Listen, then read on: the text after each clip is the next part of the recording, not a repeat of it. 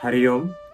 సంస్కృతం క్లాసులకి స్వాగతం. క్రిందటి వీడియోలో మనల్ని మనం ఎలా పరిచయం చేసుకోవాలి, ఎదుటి వాళ్ళ యొక్క పేరు ఎలా అడగాలో ఆ విషయాలు తెలుసుకున్నాం. కానీ దూరం ఉన్న వ్యక్తి యొక్క పేరు ఎలా అడగాలి, దగ్గరున్న వ్యక్తి యొక్క పేరు ఎలా అడగాలి, ఆ విషయం ఈ క్లాసులో తెలుసుకుందాం. ఒక వ్యక్తి దూరం ఉన్నాడు అనుకోండి, ఆ వ్యక్తి పేరు సంస్కృతంలో ఎలా అడగాలి? తస్య నామ కిం.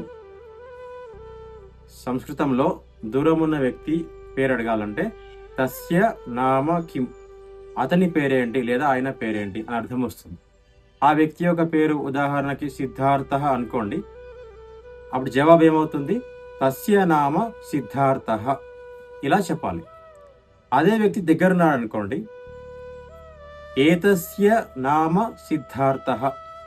దూరం ఉంటేనేమో తస్య నామ సిద్ధార్థ, దగ్గరుంటే ఏతస్య నామ సిద్ధార్థ. అప్పుడు దగ్గరున్న వ్యక్తిని ఎలా ప్రశ్నించాలి? ఏతస్య నామ కిం. ఆ విధంగా శివ అనే వ్యక్తి దగ్గరున్నాడు అనుకోండి, ఏతస్య నామ కిం, ఏతస్య నామ శివ. ఆ విధంగా తస్య దూరం ఉన్నప్పుడు, ఏతస్య దగ్గరున్నాం. ఇది పుల్లింగ శబ్దాలకు సంబంధించి.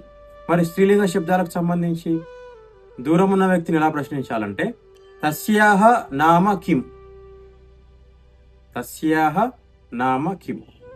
జవాబు ఏమొస్తుంది? ఉదాహరణకి ఆమె పేరు సీత అనుకోండి, తస్యాహ నామ సీత.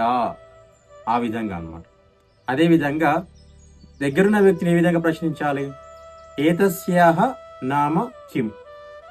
ఉదాహరణకి ఆ వ్యక్తి పేరు దేవి అనుకోండి, ఏతస్యాహ నామ దేవి.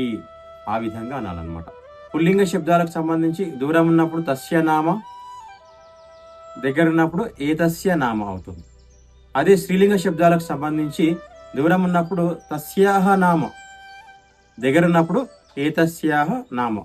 ఈ విధంగా చెప్పాలి. ముందుకు వెళ్దాం.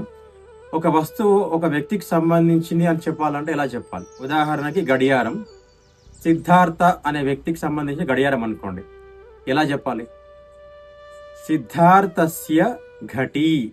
వ్యక్తి పేరు సిద్ధార్థ, సిద్ధార్థ యొక్క అన్నప్పుడు సిద్ధార్థస్య అవుతుంది. సిద్ధార్థస్య ఘటీ. కళ్ళజోడు ఉందనుకోండి, కళ్ళజోడుని సంస్కృతంలో ఉపనేత్రం అంటాం. ఉదాహరణకి రమేష్ అనే వ్యక్తి కళ్ళజోడు అనుకోండి, రమేష్ అనే వ్యక్తి పేరు సంస్కృతంలో రమేష అవుతుంది. కళ్ళజోడు ఉపనేత్రం. రమేష్ యొక్క కళ్ళజోడు అంటే ఏ విధంగా చెప్పాలి? రమేషస్య ఉపనేత్రం.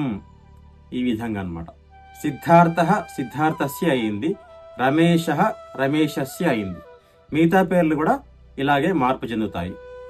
తర్వాత స్త్రీలింగ శబ్దాలకు సంబంధించి ఉదాహరణకి ఈ తాళం చెవి గీత అనే వ్యక్తి అనుకోండి, ఏ విధంగా చెప్పాలి? తాళం చెవిని సంస్కృతంలో కుంజిక అంటాం.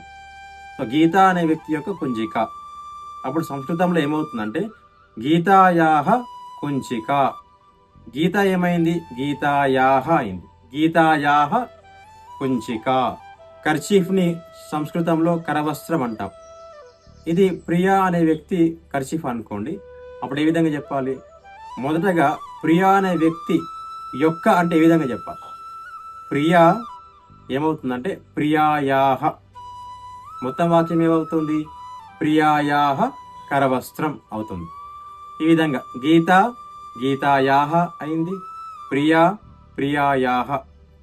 ఆ వ్యక్తి యొక్క వస్తువు అని చెప్పేటప్పుడు ఈ విధంగా పదాలలో మార్పు జరుగుతుంది. దయచేసి గుర్తుపెట్టుకోండి.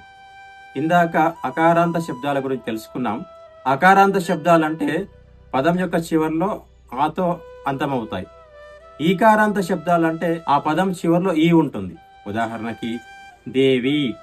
దేవి అనే వ్యక్తి ఉన్నారు, ఆ వ్యక్తి యొక్క ఆభరణం అని చెప్పాలి. అప్పుడు ఏ విధంగా చెప్పాలి? దేవి అనే పదం దేవ్యాహ అవుతుంది. దేవ్యాహ ఆభూషణం, అది వాక్యం. దేవి యొక్క ఆభరణం అని చెప్పాలంటే సంస్కృతంలో దేవ్యాహ ఆభూషణం అవుతుంది. తర్వాత ఇంకొక పదం నళిని. నళిని అనే వ్యక్తి యొక్క కంఠహారం లేదా నెక్లెస్ అని చెప్పాలి. సంస్కృతంలో ఏ విధంగా చెప్పాలి? మొదటగా నళిని అనే పదం ఏ విధంగా మార్పు చెందుతుంది? నళిని నళిన్యాహ అవుతుంది. నళిన్యాహ కంఠహారః. ఆ విధంగా చెప్పాలి. ఇది స్త్రీలింగ శబ్దాలకు సంబంధించి. అదేవిధంగా ఈకారాంత శబ్దాలకు సంబంధించి కూడా తెలుసుకున్నాం. తర్వాత నపుంసకలింగ శబ్దాల గురించి చూద్దాం. పుస్తకం. ఈ పుస్తకం పేరేంటి అని అడగాలి. సంస్కృతంలో ఏ విధంగా అడగాలి? పుస్తకం పుస్తకస్య అవుతుంది. పుస్తకం యొక్క పేరేంటి కదా, పుస్తకం పుస్తకస్య. మొత్తం వాక్యం ఏమవుతుంది? పుస్తకస్య నామ కిం. మరి అప్పుడు జవాబు ఏంటి? పుస్తకస్య నామ భగవద్గీత. ఆ విధంగా చెప్పాలి. ఇంకో ఉదాహరణ, ఒక పుష్పం ఉంది, ఆ పుష్పం యొక్క పేరేంటి అని అడగాలి. పుష్పం ఏమవుతుందంటే పుష్పస్య అవుతుంది. పుష్పస్య నామ కిం. ఉదాహరణకి ఆ పుష్పం కమలం అనుకోండి, పుష్పస్య నామ కమలం. ఆ విధంగా అవుతుంది. ఈ వీడియోలో పుల్లింగ శబ్దాల గురించి, స్త్రీలింగ శబ్దాల గురించి, అదేవిధంగా నపుంసకలింగ శబ్దాల గురించి తెలుసుకున్నాం. అందరం ఒక అభ్యాసం చేద్దాము. మీకు కొన్ని పుల్లింగ పదాలు, స్త్రీలింగ పదాలు మరియు నపుంసకలింగ పదాలు డిస్ప్లే చేయడం జరుగుతుంది. ప్రతి పదానికి యొక్క అని సంస్కృతంలో జోడించాలంటే ఏ విధంగా మార్పు చేయాలో దయచేసి మీరు రాయండి. ఒక్కొక్క పదాన్ని జాగ్రత్తగా పరిశీలించి మనం ఈ వీడియోలో నేర్చుకున్న విధంగా వాటిని మార్పు చేయండి. కామెంట్స్లో పోస్ట్ చేయండి. ధన్యవాదాలు. హరి ఓం.